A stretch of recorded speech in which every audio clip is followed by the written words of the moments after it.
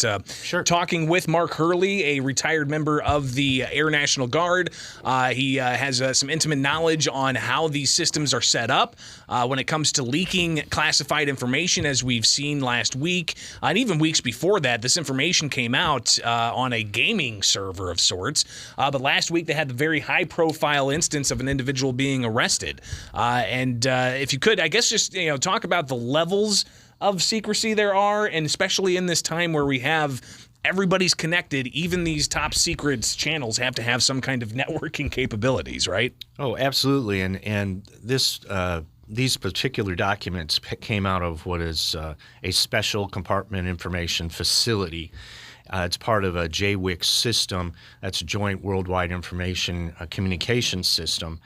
And what was unusual about this situation is that he then not only did he download it, and then which would have been a reportable item in itself and trackable, but then he photographed it on his kitchen counter, and then he placed it on a Discord server and then uploaded it to Telegram. Okay, so all of that is wholly inappropriate in dealing with any forms of classified information, right, let alone these special access program type of information. And so reasonable actions that you would take would be, of course, to arrest the guy, but then you would also want to retrain the unit. You would want to remove his immediate supervisor and potentially remove the squadron commander. And then you would want to begin an investigation outside the involved, outside. Was there other people that were involved, whether it be other military members or foreign, members that are, from other countries, that type of thing, particularly on the subjects that they were dealing with. And I think that that's sort of what's being hidden here is what's the real story here? Well, the real story here is that you had 2 or 3 instances on the documents we've seen so far, right, in which Ukraine troops were found to be, U.S. troops were found to be inside Ukraine, roughly 97 of them, 17 of them being special ops. And so you have to question, okay, what are those troops doing there? Yeah. A lot of them are saying, hey, it's embassy, it's part of defending the embassy. And I can see that. I would question having that many special ops on the ground. Well, I've even heard suggested that it was an effort from NATO and the Western Alliance to somehow oversee, some of the weaponry that was going in. So it may have been not necessarily U.S. boots on the ground, but Western forces through NATO on the ground. Either way, there are American boots on the ground according to these documents. Right. Something that we weren't necessarily told before this. We weren't, and we were actually misled in the other direction, that there were none on the ground. And that's just wholly inappropriate. And I think most Americans would have accepted some U.S. presence on the ground, but to just be lied to is just wrong. And you got to think about why that's wrong. It's because we have a process in this country where if we're going to have actions of war taken, there has to be a declaration through Congress. It can't just be unilateral through an administration. However, I think there's some leeway with the War Powers Act allowing for 30 to 60 days or so that they can act, and then Congress has to step in. Mark, it's been well over a year this war's been going on. Absolutely, absolutely. And, the other story that's sort of very quiet is U.S. intel, along with Mossad, was basically trying to work against a duly elected Israeli government, the Netanyahu administration. And, that's wholly inappropriate, too. They're supposed to be our friends, and we're working against them. Okay, so we need to really look at that very closely, and I know Congress is already on top of this. Well, and you got to think, too, what does that say about the allegations here in this country that the intelligence community went against former President Donald Trump? I mean, if we've got classified documents that are spelling this out in Israel, one of our allies, with the intelligence community working with their intelligence community to somehow oppose or cause disruptions or unrest in that country, that begs the question, were they doing that in this country? That's the legitimate question that needs to be answered here. Go Go ahead. Yeah, absolutely. Yeah, so there's a lot of open-ended questions, and they appear to be giving us bits and pieces over time, and that's so that they can control the narrative on this, right? And so what type of narrative are we really looking for as we watch here? Well, the first is they will want to expand online surveillance, specifically against conservatives, okay? And you have things moving through Congress right now, like the Restrict Act, which would allow the Commerce Department to investigate foreign interests, and more than investigate, but also, as we see with many federal bureaucracies, they tend to step in and then stop any activity that goes on without due process. And so, that sort of ties into, okay, let's do a thorough investigation here. Is this an isolated instance type of thing? How was he able to remove the, documents from JWICS and from the SCIF? That to me is a unit failure, okay? And did someone send emails to him through they have very limited search capabilities, at least when I dealt with the systems, and that would have been 4 years ago now.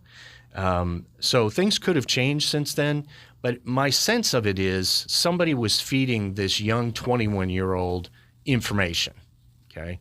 So I would want to track who that was. And was it internal military feeding them information? Was it someone from the outside feeding them information? Because other entities have access to the JWICS system. You have DOJ that has access. You have FBI. You have NSA. Okay, so there are other entities that have access to that system. No question. Mark, can you stick around for one more segment? Because I want to talk about AI with you. Absolutely. All right, so we'll talk about artificial intelligence. There's been a lot of talk about that. Mark and I had a conversation a little over a month ago about AI, and then it just kept proliferating throughout the conversation of how this is possibly going to impact society. So we'll talk about that up here next on WMAY. It is Springfield's Morning News. Back with my guests, retired colonel from the Air National Guard, Mark Hurley. He joins us, and we've talked in the past about a variety of things, about a digital Bill of Rights, which there's plenty more to talk about that. But after having a conversation about classified materials and the real story there, Mark, let's talk about something else here when it comes to artificial intelligence. We had a conversation about this a couple of months ago. Where are we at in this ongoing issue, and is it a big problem, or is it something that people are just overblowing as a problem? Oh, this is absolutely a huge problem. And by way of background for your listeners, I had actually spent some time working on machine-to-machine learning, in which we were able to use Starlink satellites and use cyber and use different programs that are coming up to actually identify threats, near-peer threats, and intercept the threats using machines only, no men in the loop. And so this is a very real use for the military, and it's a necessary use because this is really all about whoever masters AI wins. Okay, so as I walk through this, a lot of you may think that, hey, he's really opposed to AI. No, I think we just have to have appropriate controls on artificial intelligence, and we really need to think our way through this, and we're going to be stumbling through. And I think that's one of the reasons that Elon Musk is going to be on Tucker Carlson tonight. And he believes it can destroy civilization. And I believe he's absolutely right, because we haven't properly controlled our data, our personal data, let alone our economic data. So let's just walk through that really quickly. Sure. Artificial intelligence thinks a million times faster than human speed, okay? It can create fake acts and facts against real people. We've already seen that with ChatGPT. You had a fake Joe Rogan podcast that just came out. Right. You had all they got to do is put in some, like 3 minutes of somebody's voice, and the computer will chunk it all up, and then you put in whatever text you want, or you could just say, hey, have Joe Rogan and a guest, John Lennon, talk about, a mushroom trip they had in Egypt or something, right? I mean, it could be that absurd, but the tools are there. The tools are absolutely there. They even had a thing against Jonathan Turley, in which he was on and being accused of being a sex predator, and it was all fake. There were fake photos. They can even reanimate dead loved ones, and that to me is just horrible. They can clone our family voices, okay? So from a national security perspective, like I mentioned earlier, the first country to master AI wins. And in particular, the Air Force right now is working on anticipation of logistic trails. Okay, so if you apply that to the real world, it's like, are they cutting off our food supplies, right? Are we going to have problems there? Are they creating fake classified documents? AI could easily take over our country by dismantling the economy, for instance, by wiping out certain jobs, by cutting off our health care, by removing our personal freedoms. Or by even putting out a ton of high-quality misinformation that could sway public opinion en masse. We're talking with retired Colonel from the Air National Guard, Mark Hurley, about artificial intelligence, something I think that, again, this is an ongoing conversation. But one of the things that we may hear about more of, Mark, is the types of things that AI is already being built to do, and that is, for instance, hey, give me a joke about Jesus, and then it spits out a joke about Jesus. But then when you say, give me a joke about Muhammad, it says, I can't do that. Right. And that's just one example. That's just one example of how the systems are being developed to limit what kinds of information is available. By doing that, it's deception by omission in a way. Mm-hmm. So that's a major problem that obviously is going to be a major focus as well moving into the future. Mark, if you could just take a moment here. You're also the chair of the Republican Lincoln Day Luncheon with Kellyanne Conway. Give us those details. Yeah, things are looking great. May 3rd, we're expecting, close to 1,000 people out there, which is phenomenal. We thank you very much for all your support, and please come out and join us at the Bank of Springfield Center on May 3rd at 6 o'clock. All Republicans are welcome, and other independents that are conservative-minded, that'd be great to have you out there. And if you're interested in going, the website that people can get tickets... SangamonRepublicans.com. All right, Mark Hurley, a retired colonel for the U.S. Air Force. Greatly appreciate your time as always. We obviously are going to have more conversations because you're a wealth of knowledge on all of these different issues, and greatly appreciate you taking the time.